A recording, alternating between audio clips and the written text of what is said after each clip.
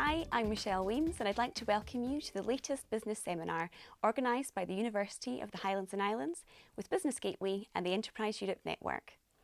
The University's Gary I. Campbell interviews a special guest each week, which was recorded in front of a live audience. This week, Gary interviews Natalie Agnew, Managing Director of Muckle Media, on making good news travel. We'll be crossing over to the interview in a moment, but before we do, we'll talk to Gary about his discussion with Natalie. Gary, why would you start a business like this internationally? Well, Michelle, it's a really good question because lots of businesses actually start out in the local town, they then move into the region, then they go national, and then they become an international business, and sometimes that can take decades. The really interesting thing here is that Natalie actually set out to build an international business, and an international business that she started in Dingwall High Street, right in the middle of the Highlands. The great thing about this interview, though, is that we actually find the steps that she had to take beforehand, because there was a lot of preparation went into this, and she built up a lot of experience in the industry that allowed her to work out the business plan and how to take it internationally right from the start. Why did she start it internationally? Probably because actually in the Highlands and Islands there isn't enough customers for her, for her type of business. So right away she would have had to have looked beyond the region, and she would have maybe had to look across the whole of the UK. But she took the decision to actually just go for an international audience. And we'll find out now how she did it. Thanks very much, Gary. We're now going over to the Executive Office of the University of the Highlands and Islands for the interview. Muckle Media is a PR company. You see, it's a full-service PR company. You're a PR expert yourself. What got you into PR? Why PR?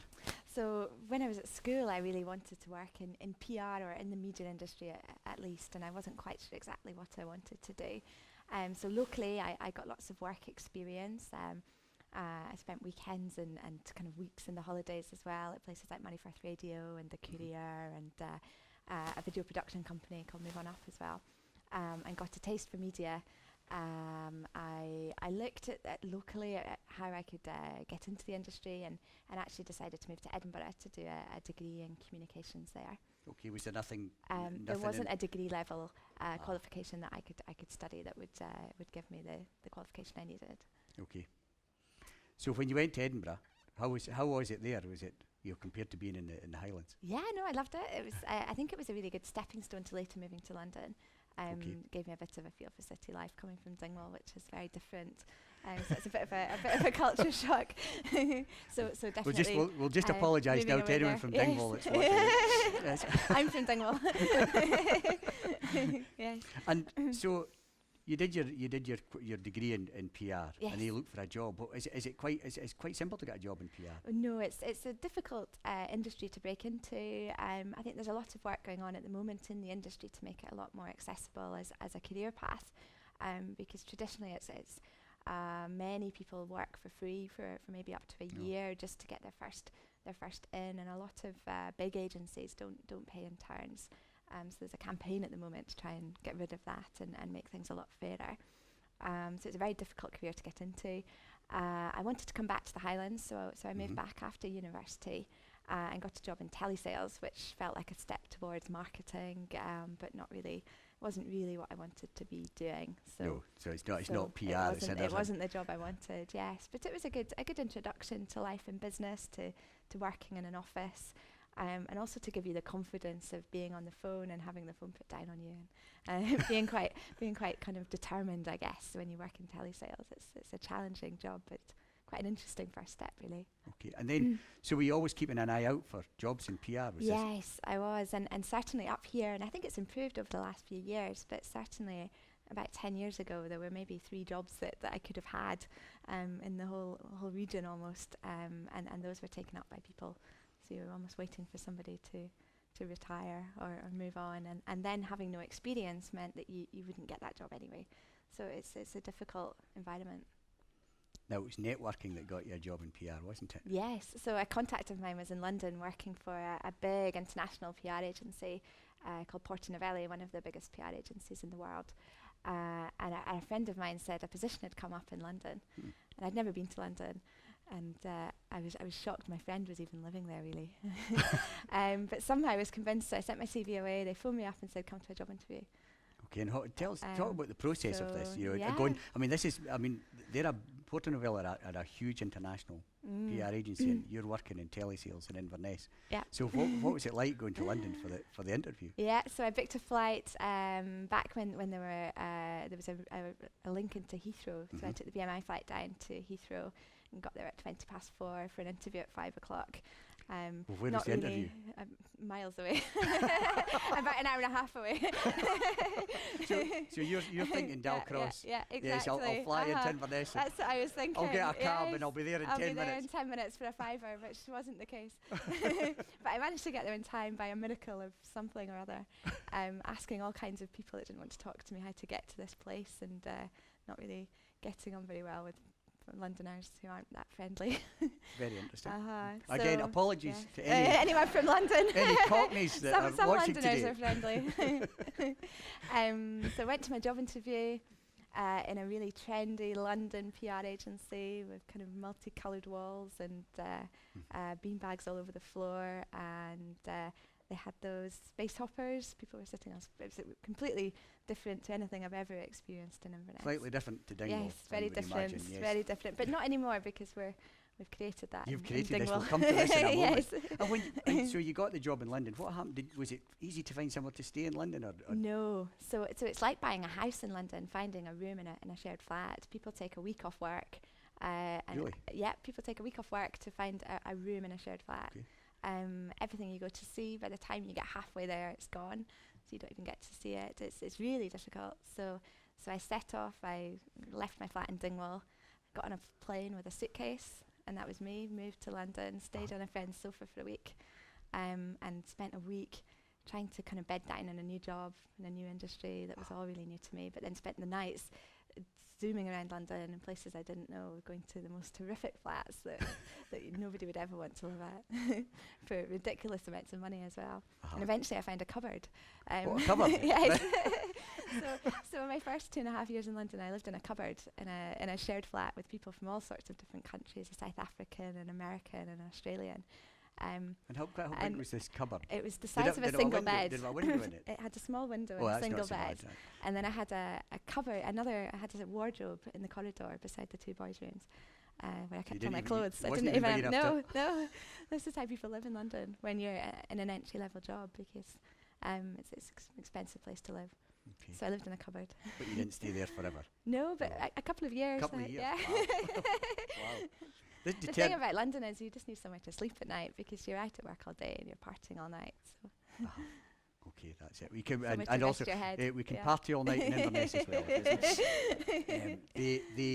But moving on from that, so you went on in Porto-Novel and then Fleshman-Hill, and then you moved up and you became much more senior. But you're telling me earlier on you always wanted to move back to the Highlands. Yes. Were you always looking for a job in the Highlands, or what took you back? Yeah, I was, but I'd got a feel for working for an international PR, an international level, and I was looking, but then I decided that actually what I could potentially do would be to start out on my own. Okay. I'd built a really good network of contacts through my existing roles. So I started sending people out about if I wasn't based in London and I was based in Scotland, but I was at the end of the phone, at the end of an email, and also on a flight. So I can be in London tomorrow if somebody needs to see me tomorrow. So I sounded lots of people out, and actually what I initially secured was just some London-based agencies that had a bit of a skills gap and were able to offer me some freelance work remotely from Scotland. So that gave me the security of actually starting up on my own and having a kind of set income that was coming in. But still lots of time for me to go out and identify my own clients and build a business from there as well. And the business, I take it, did you go through the whole business planning process and all these things that people did, this whole process? And how did that work? Yeah, so I wrote a business plan. I spoke to Highland Opportunity and Business Gateway. I met with an advisor who came to my house in Dingwall before I'd even resigned from my job in London. Okay. So I talked it through with an advisor. He said it looked like a sensible move, and then I just had to set off. So I quit my job, had 3 months notice to work, and then got the ball rolling really. And just went back to Dingwall? Yes, yeah. Excellent. And in terms of, you're talking about a business, I think there's a difference certainly between being self-employed and being a business. So did you take any steps or anything that you would say that was going to announce to the world you were in business, as opposed to just doing what you said, the freelance work for somebody else? Absolutely. So to me, it was very, very important from day one that I had an office, because partly because I think otherwise I'd be in my pajamas watching Jeremy Kyle with a laptop on my knee at 5 o'clock in the afternoon. So I felt like I needed that structure and that kind of boundary of work and home life. So I looked into office accommodation, took a 12-month lease on an office suite in Dingwall on the high street there, which had room for growth as well. So there was plenty of space there to be bringing new people in as well to the team. Well, clearly you were intending growing it. So Yes. I think something that's of interest certainly to lots of people in the Highlands and Islands is recruiting staff. And I mean, from our perspective, obviously in the university, it's recruiting graduates of the University of the Highlands and Islands. So how did you find staff? Well, actually, I was incredibly lucky with Katie, my first employee, because she'd done a master's in PR. She'd worked for a really big agency in Glasgow, and then gone travelling and come back to Dingwall, and just happened to send me her CV by email on a day that I was pulling my hair out with all kinds of working 16-hour days to try and get all the client work done. So that was super. So I met Katie for a coffee the next day, and she started, I think, a week on Monday after that. And she's been an excellent hire, and I've been really lucky there. Just that chance meeting of an email. Excellent. But of course, she must have known to email you, so you must have done something to announce your presence, which is an equally important part of it. And you've gone on to hire more staff since, haven't you? Yes, that's right. So we've been lucky enough to have a small amount of funding through the Highland Council's employee grants, which provide you with a little bit of funding towards recruiting people. And that just gives you 6 months where they part fund some of the salary cost, which can be quite helpful when you're starting up and really watching costs, I guess. So we've got two graduates that work with us now underneath Katie. Katie manages them, and we're training them up. And we want to create a pipeline of people, and just move people up and bring people in underneath them. Fantastic. Something you mentioned earlier on there was about your client base. You'd built up a lot of connections and contacts. So is your client base just the Highlands? No, absolutely not. So I would say probably 10% of our client, our income certainly comes from the Highlands, and 90% of what we're doing is really in London and internationally as well. Our first client actually came through Hong Kong. Wow. So that was the first major client that we took on, that we've been working with for just under a year now. And that's an international brand. It's Musical Fidelity headphones. So we do all of their consumer-facing PR across the UK, getting them coverage in the Sunday Times and all of the national newspapers. And I think we got Stephen Fry to try them out and all kinds of things. So that sometimes surprises people when they hear that we're based in Dingwall and really working internationally and certainly nationally. So, what would you say to someone else who wanted to have a business that had that national reach from the Highlands? What do you have to do? I think it's about networking, definitely, and identifying an opportunity. The great thing about being up here is that our cost base is slightly lower when you look at overheads that we have. So my last job, I worked in an office block in Covent Garden above the tube station, and I can't even imagine what the rent was on that building and the business rates on a monthly basis. We've actually been lucky enough to have networked and partnered up with some other businesses in Dingwall. So we've moved away from having our own office into being in with To Be Creative and Alchemy Plus, sharing some space with them, which again just keeps our cost base down. And then we travel back and forward to London just when we need to.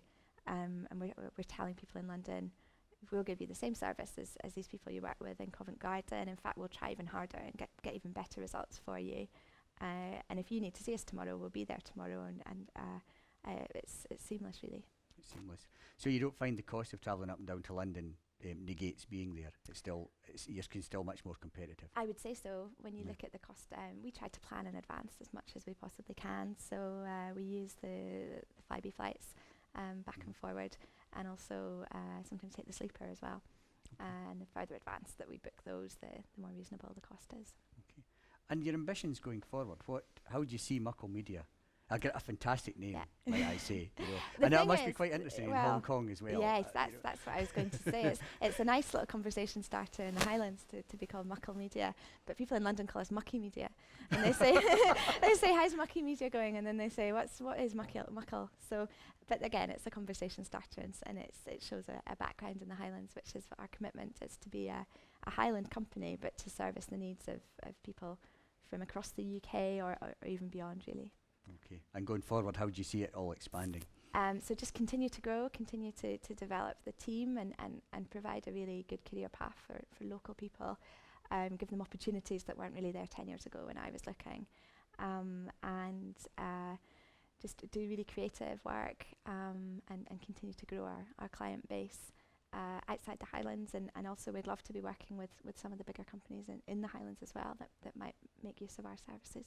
I suppose that makes sense if you've got an international reach as a PR company. If Yes. other people are looking to expand internationally, it makes sense to partner up with somebody who knows what they'll be doing and been through that journey. Yeah, Definitely. okay. I think I'm just conscious of time because I want to open the floor for some questions, both here and also on the VCing.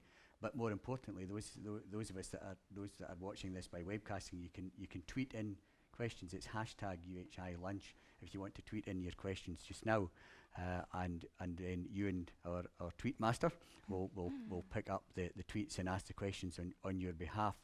And likewise, if anyone's shy in the room and doesn't want to put their hand up, feel free to tweet to #UHI Lunch and we'll pick that up as well. But just before we come to that, is there anything that's along this whole journey which I think is both? I think it's tremendous. I think you've shown that someone from Dingwall, a young lady from Dingwall, can go take on the world in London via a cupboard, which is a tremendous. It shows tremendous commitment. But not only that, you can come back and you can bring that determination, enthusiasm, and start to build what will be, no doubt, a huge business internationally. But in the journey, is there anything that surprised you, or that's really surprised you, or something you didn't expect? I've just been blown away by the friendliness of business in the Highlands, and I think it's a real testament to everybody, people all in this room and everybody in the community, really. I think joining the Chamber of Commerce has provided some great opportunities to network and to meet with people, but the environment's just been so friendly, and I think people are very supportive of small businesses. People want you to succeed, and people are all working together to help each other and to share ideas, share business leads, and share opportunities. Okay. Natalie, thank you. That was an interview with Natalie Agnew of Muckle Media, speaking to Gary I. Campbell of the University of the Highlands and Islands. This programme was produced by Inverness TV in association with Business Gateway and the Enterprise Europe Network. I'm Michelle Weems, and I hope you can join us for another in the series.